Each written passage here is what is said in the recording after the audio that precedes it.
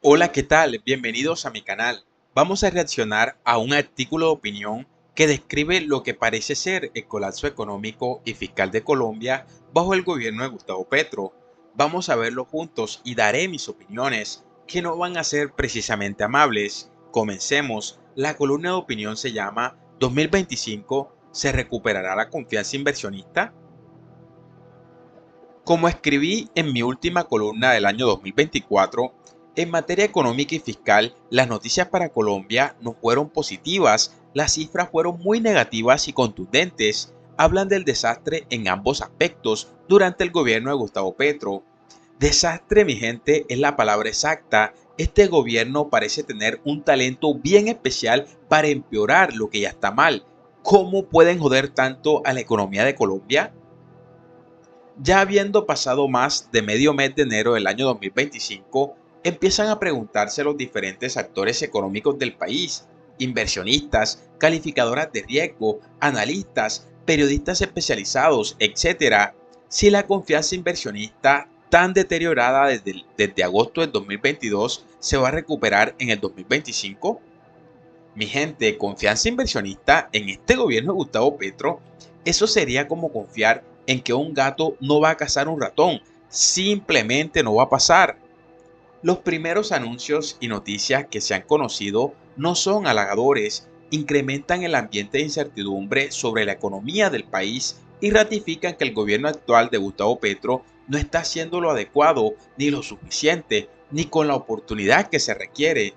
Mi gente, esto es básicamente decir que el gobierno de Gustavo Petro ni siquiera está tratando. Es como si estuvieran jugando a gobernar en lugar de hacer el trabajo. Empecemos por las primeras decisiones del gobierno. Solicitó la renuncia del director de la DIAN, Jairo Orlando Villabona, culpándolo por el desastroso resultado en recaudo de impuestos durante el 2024, 267,2 billones de pesos frente a 279,4 billones de pesos en 2023, o sea, una caída del 4,3%. Qué manera tan conveniente de echarle la culpa al que ya no está. Y la pregunta es, ¿y Mr. Taxes? ¿En serio? Parece que en este gobierno de Gustavo Petro nadie quiere asumir responsabilidades. Extrañamente no culpó de eso a Mr. Taxes, hoy ministro de Industria y Comercio, el verdadero responsable.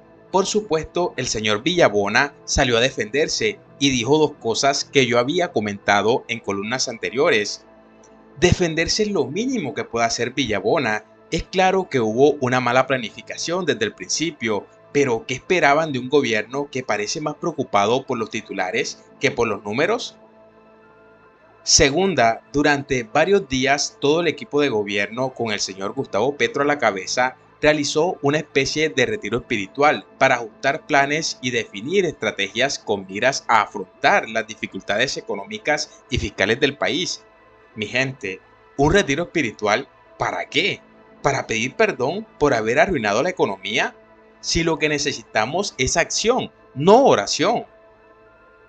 De fondo inquieta que de esta reunión no hayan salido acciones contundentes que apunten a corregir la grave situación fiscal y económica del país. Simplemente algunos anuncios sobre austeridad con decisiones que son bastante flojas. Austeridad floja, mi gente.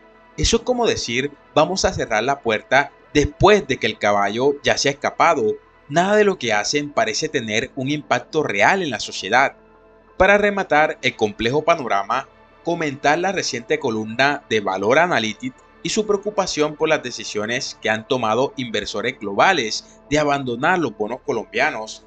Los inversores están huyendo como si fueran un incendio y no es para menos con este gobierno de Gustavo Petro. Es como si estuvieran quemando el dinero del país.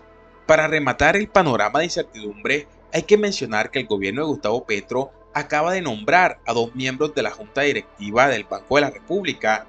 Mi gente, nombramientos políticos en el Banco de la República, eso es como poner al zorro a cuidar el gallinero.